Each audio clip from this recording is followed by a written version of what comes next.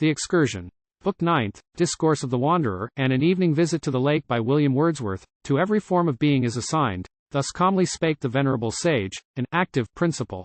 Howe'er removed from sense and observation, it subsists in all things, in all natures. In the stars of azure heaven, the unenduring clouds, in flower and tree, in every pebbly stone that paves the brooks, the stationary rocks, the moving waters, and the invisible air. Whate'er exists hath properties that spread beyond itself, communicating good a simple blessing, or with evil mixed. Spirit that knows no insulated spot, no chasm, no solitude. From link to link it circulates, the soul of all the worlds. This is the freedom of the universe. Unfolded still the more visible, the more we know, and yet is reverenced least, and least respected in the human mind, its most apparent home. The food of hope is meditated action. Robbed of this her sole support, she languishes and dies. We perish also, for we live by hope and by desire. We see by the glad light and breathe the sweet air of futurity. And so we live, or else we have no life. Tomorrow, nay, perchance this very hour, for every moment hath its own tomorrow. Those blooming boys, whose hearts are almost sick with present triumph, will be sure to find a field before them freshened with the dew of other expectations, in which course their happy year spins round. The youth obeys a like glad impulse, and so moves the man, mid all his apprehensions, cares, and fears, or so he ought to move. Ah! Why in age do we revert so fondly to the walks of childhood but that there the soul discerns the dear memorial footsteps unimpaired of her own native vigor? Thence can hear reverberations, and a choral song, commingling with the incense that ascends, undaunted, toward the imperishable heavens, from her own lonely altar? Do not think that good and wise ever will be allowed, though strength decay, to breathe in such a state as shall divide them wholly from the stir of hopeful nature. Rightly is it said that man descends into the vale of years. Yet have I thought that we might also speak, and not presumptuously, I trust, of age, as of a final eminence. Though bare in aspect and forbidding, yet a point on which 'tis not impossible to sit in awful sovereignty. A place of power, a throne, that may be likened unto his, who, in some placid day of summer, looks down from a mountain top, say one of those high peaks, that bound the vale where now we are. Faint and diminished to the gazing eye, forest and field, and hill and dale appear, with all the shapes over their surface spread. But, while the gross invisible frame of things relinquishes its hold upon the sense, yea almost on the mind herself, and seems all unsubstantialized, how loud the voice of waters, with invigorated peal from the full river in the vale below, ascending. For on that superior height who sits, is disencumbered from the press of near obstructions, and is privileged to breathe in solitude, above the host of ever-humming insects, mid thin air that suits not them. The murmur of the leaves many and idle, visits not his ear. This he is freed from, and from thousand notes, not less unceasing, not less vain than these, by which the finer passages of sense are occupied, and the soul, that would incline to listen, is prevented or deterred. And may it not be hoped, that, placed by age in like removal, tranquil though severe, we are not so removed for utter loss, but for some favor, suited to our need? What more than that the severing should confer fresh power to commune with the invisible world, and hear the mighty stream of tendency uttering, for elevation of our thought, a clear sonorous voice, inaudible to the vast multitude, whose doom it is to run the giddy round of vain delight, or fret and labor on the plain below. But, if to such sublime ascent the hopes of man may rise, as to a welcome close and termination of his mortal course, them only can such hope inspire whose minds have not been starved by absolute neglect, nor bodies crushed by unremitting toil, to whom kind nature, therefore, may afford proof of the sacred love she bears for all, whose birthright reason, therefore, may ensure.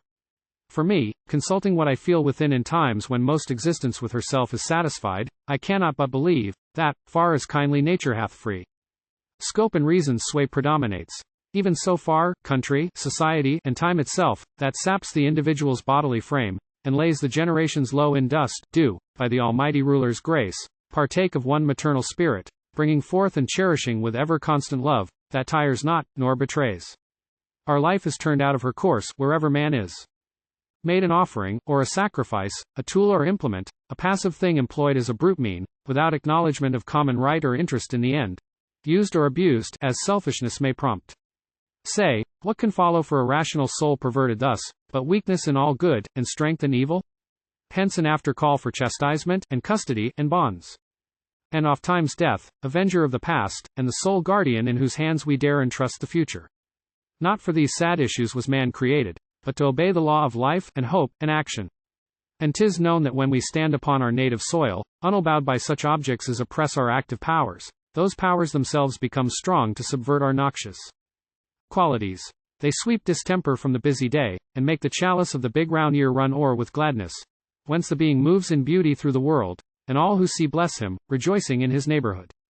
Then, said the solitary, by what force of language shall a feeling heart express her sorrow for that multitude in whom we look for health?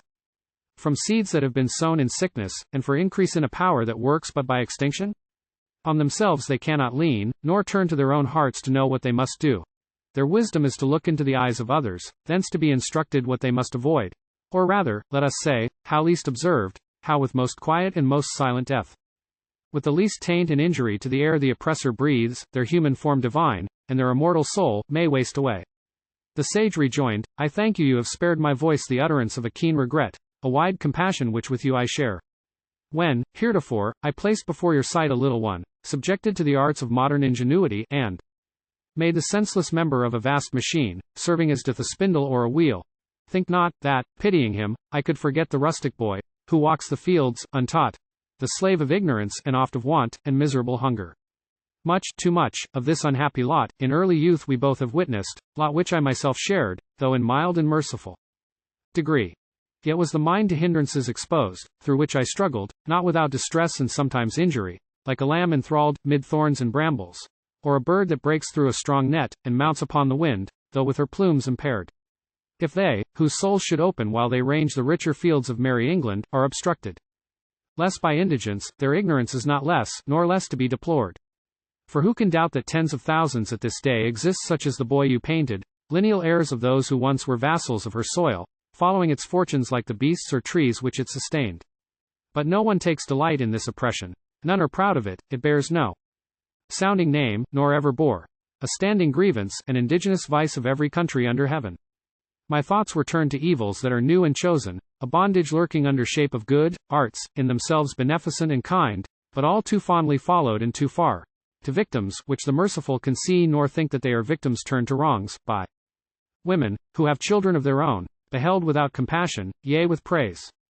I spake of mischief by the wise diffused with gladness, thinking that the more it spreads the healthier, the securer, we become. Delusion which a moment may destroy. Lastly, I mourned for those whom I had seen corrupted and cast down, on favored ground, where circumstance and nature had combined to shelter innocence and cherish love, who, but for this intrusion, would have lived, possessed of health, and strength, and peace of mind, thus would have lived, or never have been born. Alas!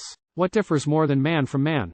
And whence that difference? Whence but from himself? For see the universal race endowed with the same upright form. The sun is fixed, and the infinite magnificence of heaven fixed, within reach of every human eye. The sleepless ocean murmurs for all ears. The vernal field infuses fresh delight into all hearts. Throughout the world of sense, even as an object is sublime or fair, that object is laid open to the view without reserve or veil, and as a power is salutary, or an influence sweet, are each and all enabled to perceive that power, that influence, by impartial law. Gifts nobler are vouchsafed alike to all. Reason, and, with that reason, smiles and tears, imagination, freedom in the will, conscience to guide and check, and death to be foretasted, immortality conceived by all, a blissful immortality, to them whose holiness on earth shall make the spirit capable of heaven, assured. Strange, then, nor less than monstrous, might be deemed the failure, if the Almighty, to this point liberal and undistinguishing, should hide the excellence of moral qualities from common understanding, leaving truth and virtue, difficult, abstruse, and dark, hard to be won, and only by a few. Strange, should he deal herein with nice respects, and frustrate all the rest. Believe it not. The primal duties shine aloft like stars. The charities that soothe, and heal, and bless, are scattered at the feet of man like flowers. The generous inclination, the just rule, kind wishes, and good actions, and pure thoughts no mystery is here. Here is no boon for high yet not for low, for proudly graced yet not for meek of heart. The smoke ascends to heaven as lightly from the cottage hearth as from the haughtiest palace. He, whose soul ponders this true equality, may walk the fields of earth with gratitude and hope, yet, in that meditation, will he find motive to sadder grief, as we have found, lamenting ancient virtues overthrown, and for the injustice grieving, that hath made so wide a difference between man and man. Then let us rather fix our gladdened thoughts upon the brighter scene. How blessed that pair of blooming boys, whom we beheld even now, blessed in their several and their common lot. A few short hours of each returning day the thriving prisoners of their village school, and thence let loose, to seek their pleasant homes are range the grassy lawn in vacancy, to breathe and to he happy, run and shout idle, but no delay, no harm, no loss, For every genial power of heaven and earth, through all the seasons of the changeful year, obsequiously doth take upon herself to labor for them, bringing each in turn the tribute of enjoyment, knowledge, health, beauty, or strength. Such privilege is theirs, granted alike in the outset of their course to both. And, if that partnership must cease, I grieve not. To the pastor here he turned, much as I glory in that child of yours, repine not for his cottage comrade, whom belike no higher destiny awaits than the old hereditary wish fulfilled. The wish for liberty to live content with what heaven grants, and die in peace of mind, within the bosom of his native vale. At least, whatever fate the noon of life reserves for either, sure it is that both have been permitted to enjoy the dawn, whether regarded as a jocund time, that in itself may terminate, or lead in course of nature to a sober eve. Both have been fairly dealt with. Looking back they will allow that justice has in them been shown, alike to body and to mind. He paused, as if revolving in his soul some weighty matter. Then, with fervent voice and an impassioned majesty, exclaimed, "Oh, for the coming of that glorious time when, prizing knowledge as her noblest wealth and best protection, this imperial realm, while she exacts allegiance, shall admit an obligation, on her part, to teach them who are born to serve her and obey, binding herself by statute to secure for all the children whom her soil maintains the rudiments of letters, and inform the mind with moral and religious truth, both understood and practiced, so that none, however destitute, be left to droop by timely culture unsustained, or run into a wild disorder, or be forced to drudge through a weary life without the help of intellectual implements and tools, a savage horde among the civilized, a servile band among the lordly free. This sacred right, the lisping babe proclaims to be inherent in him, by heaven's will, for the protection of his innocence, and the rude boy who, having overpassed a sinless age, by conscience is enrolled, yet mutinously knits his angry brow, and lifts his wilful hand on mischief bent, or turns the godlike faculty of speech to impious use by process and direct declares his due, while he makes known his need. This sacred right is fruitlessly announced, this universal plea in vain addressed, to eyes and ears of parents who themselves did, in the time of their necessity, urge it in vain. And, therefore, like a prayer that from the humblest floor ascends to heaven, it mounts to meet the state's parental ear, who, if indeed she own a mother's heart, and be not most unfeelingly devoid of gratitude to Providence, will grant the unquestionable good which, England, safe from interference of external force, may grant at leisure, without risk incurred. That what in wisdom for herself she doth, others shall e'er be able to undo. Look, and behold, from Calpa's sun-burnt cliffs to the flat margin of the Baltic Sea, long reverenced titles cast away as weeds, laws overturned, and territory split, like fields of ice rent by the polar wind, and forced to join in less obnoxious shapes which, ere they gain consistence, by a gust of the same breath are shattered and destroyed. Meantime the sovereignty of these fair isles remains entire and indivisible, and, if that ignorance were removed, which breeds within the compass of their several shores dark discontent, or loud commotion, each might still preserve the beautiful repose of heavenly bodies shining in their spheres. The discipline of slavery is unknown among us, hence the more do we require the discipline of virtue. Order else cannot subsist, nor confidence, nor peace. Thus, duties rising out of good posist, and prudent caution needful to avert impending evil, equally require that the whole people should be taught and trained.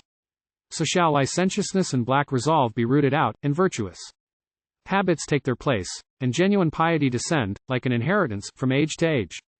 With such foundations laid, avaunt the fear of numbers crowded on their native soil, to the prevention of all healthful growth through mutual injury.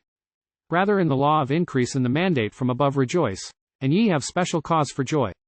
For, as the aliment of air affords an easy passage to the industrious bees fraught with their burthens, and a way is smooth for those ordained to take their sounding flight from the thronged hive, and settle where they list in fresh abodes their labor to renew, so the wide waters, open to the power, the will, the instincts, and appointed needs of Britain, do invite her to cast off her swarms, and in succession send them forth, bound to establish new communities on every shore whose aspect favors hope or bold adventure, promising to skill and perseverance their deserved reward. Yes, he continued, kindling as he spake, change wide, and deep, and silently performed, this land shall witness, and as days roll on, earth's universal frame shall feel the effect. Even till the smallest habitable rock, beaten by lonely billows, hear the songs of humanized society, and bloom with civil arts that shall breathe forth their fragrance, a grateful tribute to all ruling heaven.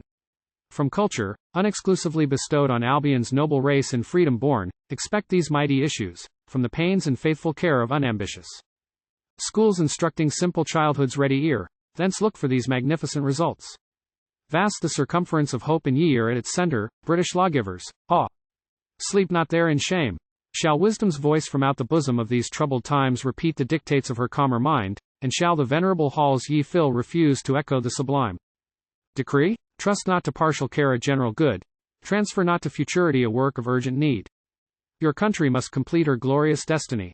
Begin even now, when oppression, like the Egyptian plague of darkness, stretched o'er guilty Europe, makes the brightness more conspicuous that invests the happy island where ye think and act. Now, when destruction is a prime pursuit, show to the wretched nations for what end the powers of civil polity were given. Abruptly here, but with a graceful air, the sage broke off. No sooner had he ceased than, looking forth, the gentle lady said, Behold, the shades of afternoon have fallen upon this flowery slope, and see beyond the silvery lake is streaked with placid blue, as if preparing for the peace of evening. How temptingly the landscape shines! The air breathes invitation. Easy is the walk to the lake's margin, where a boat lies moored under a sheltering tree. Upon this hint we rose together. All were pleased, but most the beauteous girl, whose cheek was flushed with joy. Light as a sunbeam glides along the hills, she vanished, eager to impart the scheme to her loved brother and his shy compeer. Now was there bustle in the vicar's house and earnest preparation. Forth we went, and down the vale along the streamlet's edge pursued our way, a broken company, mute or conversing, single or in pairs. Thus having reached a bridge, that overarched the hasty rivulet where it lay becalmed in a deep pool, by happy chance we saw a twofold image. On a grassy bank a snow-white ram, and in the crystal flood another in the same. Most beautiful, on the green turf, with his imperial front shaggy and bold, and wreathed horns superb, the breathing creature stood. As beautiful, beneath him, showed his shadowy counterpart. Each had his glowing mountains, each his sky, and each seemed center of his own fair world. Antipodes unconscious of each other, yet, in partition, with their several spheres, blended in perfect stillness, to our sight. Ah! What a pity were it to disperse, or to disturb, so fair a spectacle, and yet a breath can do it. These few words the lady whispered, while we stood and gazed gathered together, all in still delight, not without awe. Thence passing on, she said in like low voice to my particular ear, I love to hear that eloquent old man pour forth his meditations, and descant on human life from infancy to age. How pure his spirit! In what vivid hues his mind gives back the various forms of things, caught in their fairest, happiest attitude. While he is speaking, I have power to see even as he sees. But when his voice hath ceased, then, with a sigh, sometimes I feel, as now, that combinations so serene and bright cannot be lasting in a world like ours, whose highest beauty, beautiful as it is, like that reflected in yon quiet pool, seems but a fleeting sunbeam's gift, whose peace, the sufferance only of a breath of air. More had she said, but sportive shouts were heard sent from the jocund hearts of those two boys, who, bearing each a basket on his arm, down the green field came tripping after us. With caution we embarked, and now the pair for prouder service were addressed. But each, wishful to leave an opening for my choice, dropped the light oar his eager hand had seized. Thanks given for that becoming courtesy, there.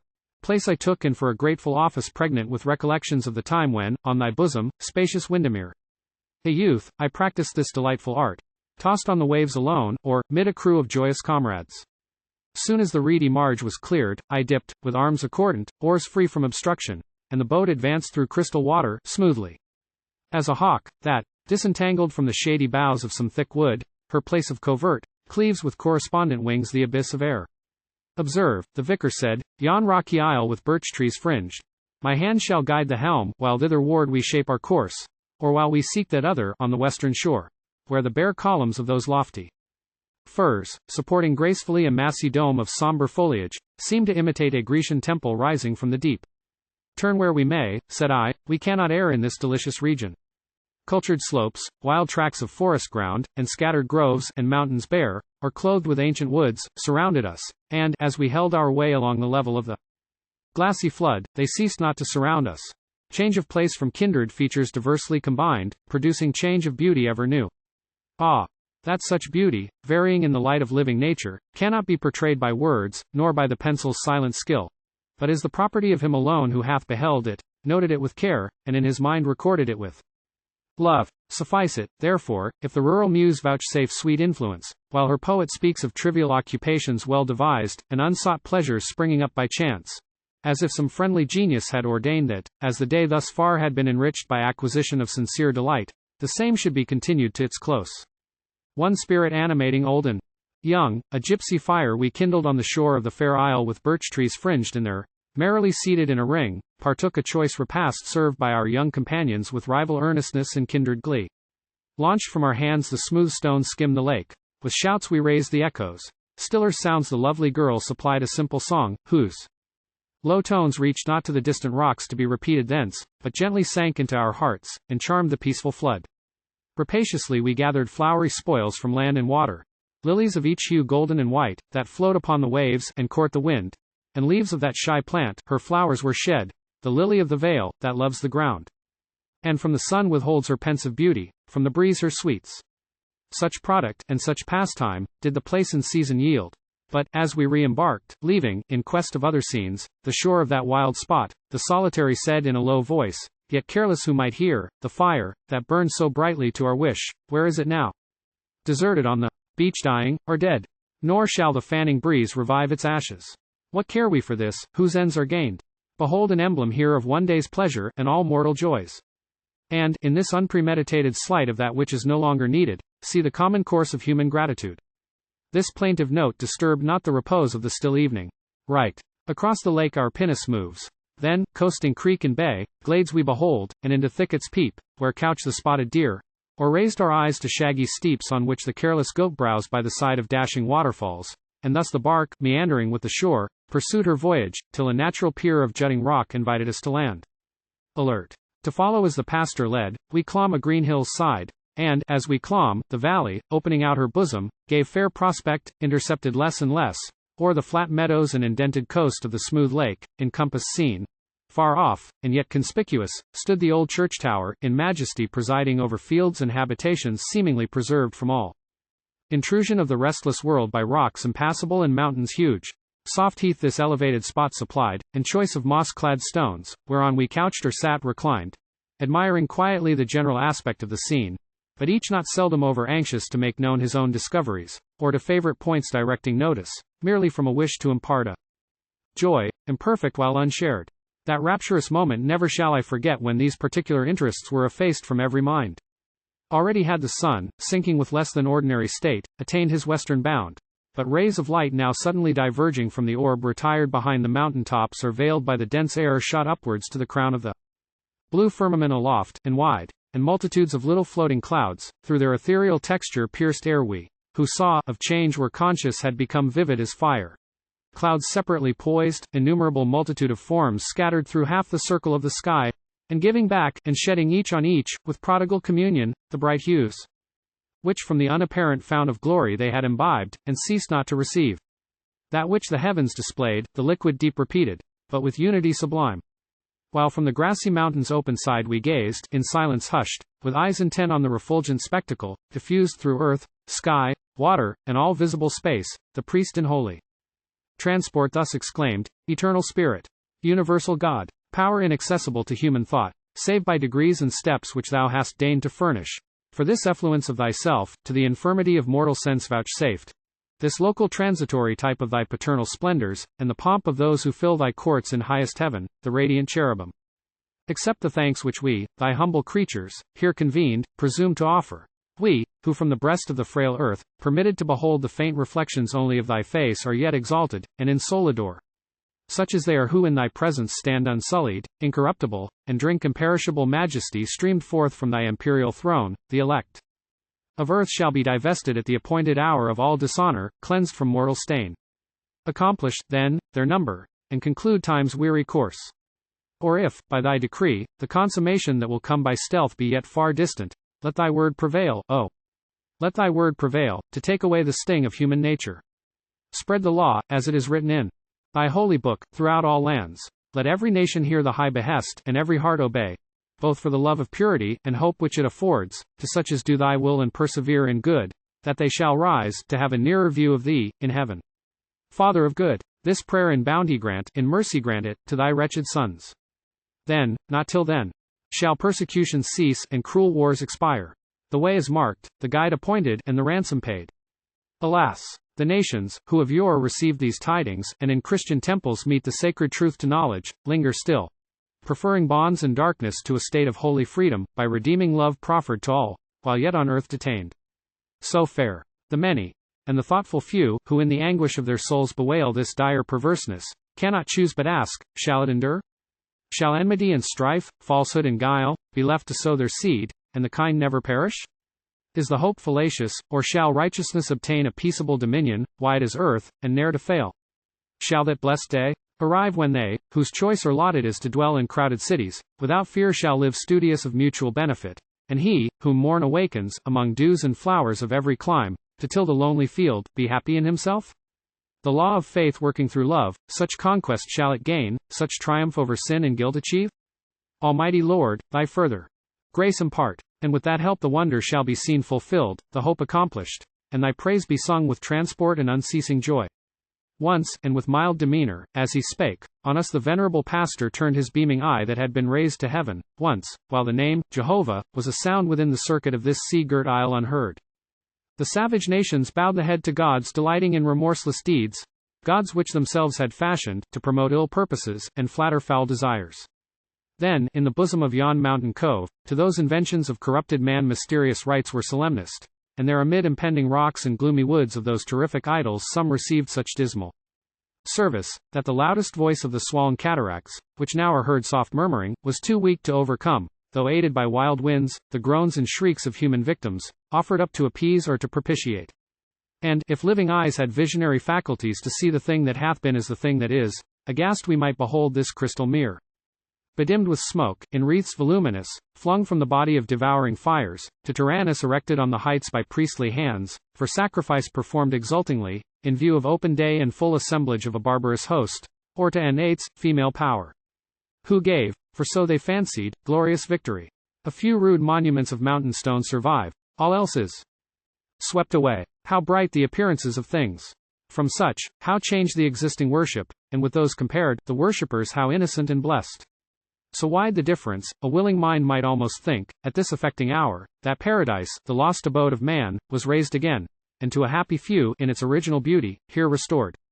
Whence but from thee, the true and only God, and from the faith derived through him who bled upon the cross, this marvelous advance of good from evil, as if one extreme were left, the other gained.